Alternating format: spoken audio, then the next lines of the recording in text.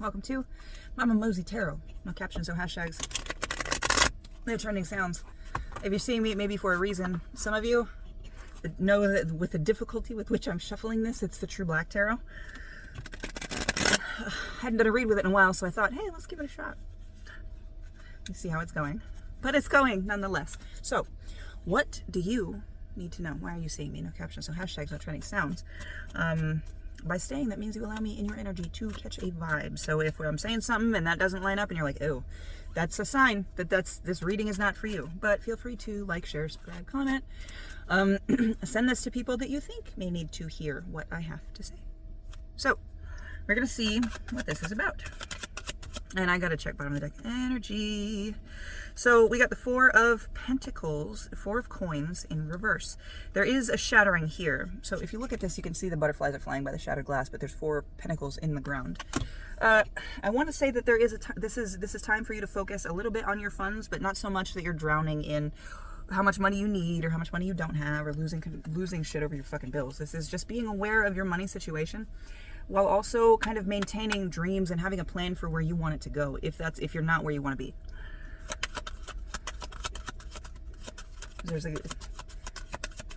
And I said that was glass. It might be, and now that I'm looking at it, it's like a spider web. Things flying around a spider web, heads up in their clouds, about to get caught in something, while their coins are on the ground gathering moss.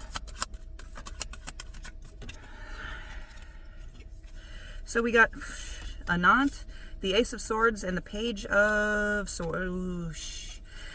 So there's something new. You have to think about something in a new way. Swords is air mentality. It's the way you think about things. But there is a fire, a passion here. So there is something new you have to think about. Something new coming in. And it's going to be something new to you. Because the page is a messenger. It doesn't necessarily always represent people, but it can. But this page is more about, like, it's the Page of Swords. It is, I don't want to say passion, but passion. It's a little bit of thinking, but in a childlike way. You know, they don't go so many levels deep. It's like, do I want this? Yes. Okay. It's that. Instead of, do I want this? Yes. Is this going to hurt anybody for me to get this? No. Can I afford this? Also, no. I will not get it. That's more like the Knight of Swords energy. Page of Swords is that passionate fire, and you see it in this Ace of Swords. There is something new coming in, and you see how there's growth on both cards as well. So there is growth here. You're not meant to stay where you are in your current situation, but we have Anant. So Anant in reverse. I feel like True Black doesn't necessarily have reversals, right? I am going to check just... Oh, there's a book. I am going to check just in case I'm wrong, because I don't use this deck that much. And it's a tiny little fucking book. There we go. Yeah, no, it's not in reverse. It's a cycle. What do you know? They don't read reversals. Endless, infinite, exempt, and cyclical. Anant refers to the never-ending, eternal, and exempt. While all other temporal beings enter existence, grow, and then die, Anant exists outside of these constraints and rules. It has been and always will be a core concept shared by other world religions. Laying in the center of this card is a fetus, the intermediary between the ending and the beginning of the major arcana, representing the cyclical nature of eternity. Around it coils a snake known in Sanskrit text as Anant Shesha, usually depicted with 5, 7, or 1,000 heads. Shesha, a term used to identify the remainder in mathematics, is that which exists when all else ceases. In Hinduism, Shesha was given the task of supporting the world atop himself, which he does until this day. Near the end of the universe, when the end of the universe draws near, Anant will manifest 11 Rudras, or storm gods, to bring about the end of the universe so that a new one may take its place. So this, and the fact that it was in reverse, this deck does not have reversals. When a deck does not have reversals, sometimes I feel a need to say, hey, this is in reverse because something is preventing it from being upright. Something is keeping it skewed. Something is keeping your destiny skewed. You are not letting something end in this reverse.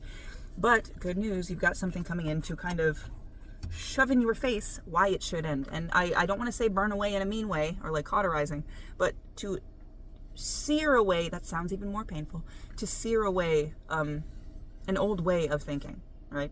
And as a sword enters, to sear away an old way of thinking and to allow growth for a new way of thinking, okay? So you have a new way of thinking coming up. But with this thing ending, I want to know what this thing is that needs to end. My deck is so discombobulated right now. So I'm going to leave the Anant card out, 452 on the timer. I'm going to leave the Anant card out. We're going to see what it is you need to let end that you might be avoiding. Because for some of you, I feel like you don't even know that this thing is supposed to end yet. You're just like, oh, another obstacle? Okay. Which, love that attitude. Gotta love it. So what needs to end? We got the Three of Swords. Which, it can be that the way that you're thinking is counterintuitive or counteractive to your destiny or to what you want. But again, I get the feeling like, normally I'd be like, and that's, just go after what you want. But I'm getting a feeling of like, it's that way for a reason. So it might be that you might be thinking that something is specifically holding up your destiny, and you are right. But that thing is you. We got death. Okay, so now we have the Three of Swords and death. And we have destiny, pain, and change. Destiny, pain, and change. So the thing that you need to let end. What is this? What is the Three of Swords to you? Whatever you can figure out what it is, that's what needs to change. Okay, we've got Three of Swords and death. I feel like it's going to be specific for each of you, so I'm going to actually just split down the middle and get a couple of references for you guys. Oh, there's a new journey that you're on. For some of you, because we got the Fool. There's a new journey you're on. But more than watching the birds fly around, you need to be focused on the steps that you're taking. So kind of opening up to the things that are a little bit closer to you. For some of you, the thing that you need to let end is a straight up connection with somebody. Now, you see how these two fish are turned towards each other, but their cups are all fucked up. That arrow is broken. There's no progress. There's no forward movement made with them there. So they're dreaming of each other, so they're not moving forward, right? So there is a connection here that may need to friend, family, lover, whatever, however it relates to you. There is a connection here that needs to either, I say end because of a not, but I don't want to say that end completely. I might say take a step back and let this change occur and then reassess. Okay. And then for others of you, I'm going to do one more. I'm actually going to shuffle a little bit and then we're going to do one more. See, nope, that one came out. Oh, so an end to something. So an end to your, I don't want to say an end to your Empress energy because that's not necessarily what we want here, right? But with the Empress coming out, it's like you're so focused on the Empress that you're now refusing to acknowledge and move forward into your intuition. And I feel like that's who the read for, ignoring your intuition. And then we've got the Nine of Swords. And this feels like because there were so many times that you had these thoughts, you had these ideas, and something about it was off. And that's not because you were wrong. That's just because you didn't have the code breaker, right?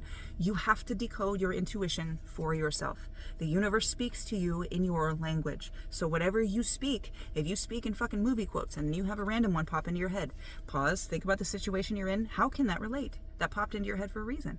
And you're fucking psychic. That popped into your head for a reason, so how can it relate? If you can't take the time to pause because you're in a quick situation or you're in a dangerous situation, try to remember how you're feeling in that situation, okay? And sometimes even when you are out of that situation and you want to get back to it, meditation can even help there. But more than this, it's denying that that your intuition is a fucking thing. And because we had that Nine of Swords come out and I put it back in the deck. And now I'm seeing, yeah, what did I fucking say? The High Priestess. The High Priestess, bottom of the deck. This is for you to turn from your Empress energy to your High Priestess energy. And I don't want to say necessarily that your Empress journey is done. It might just be time for the Empress to go take a vacation while the High Priestess does her work. Okay? So, the thing that you need to let go, changing the facet of yourself that you allow to lead your day-to-day to present itself to the world. And it's like, because I'm old, I just recently learned out what face card was. So it's like a different face card every day, right? You have a different part of yourself for different scenarios, different situations. And you get the information you can, you experience the things that you can, and you share with those that you love. So, stop denying your intuition, number one. You don't have to, but it's going to keep coming up in ways that are going to seem to trip you because your intuition is there to help you, to guide you, something for you to lean on.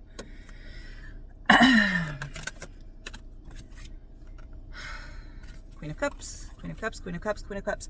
Now, the Queen of Cups is nurturing, caring, love, emotion. She will... I don't know how to describe it, and I can't think of the perfect person to think of as a Queen of Cups. I don't know. Queen of Cups, nurturing, the kindness, the sweetness, the emotion, the tie, the gentleness. Okay. Now, in reverse, the Queen of Cups can drown you with her emotion. She can put it on you and put it on you and put it on you until it's just feelings, feelings, feelings, feelings. Crowley. Supernatural might be significant. But with this queen, you see how that's what it is. You see how the fish are swimming at her feet in balance, light and dark. You see how the fish are following her instruction with their hand, or they're following her instruction in swimming. How they're swimming, following her instruction as a crown. That is because she is in control of all of her emotions and the things that reside in those emotions. She controls them. That is one thing that you also need to work on. So it might be not that your emotions lead you in your intuition. It might be that you need to quiet your emotions down a little bit, and get them to a more stable kind of pressure than a more stable sensing than the fucking feelings, you know? I hope it makes sense.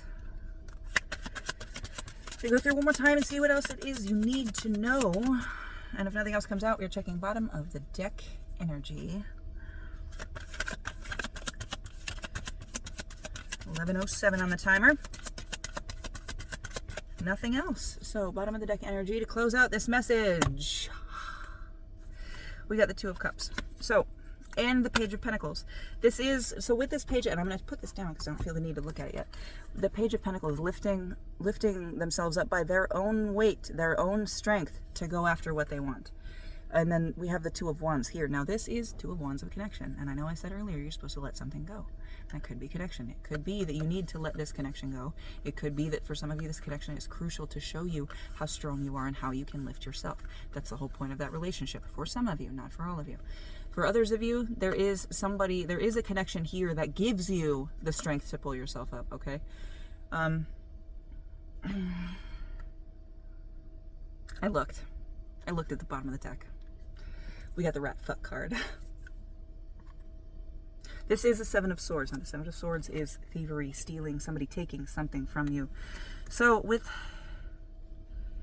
I want to say, watch out when you are reaching. Make sure that you are not reaching and yanking on this connection as well. And make sure when you are reaching, the reason that you cannot reach is just because this person is yanking on the connection just to keep that out of reach for you.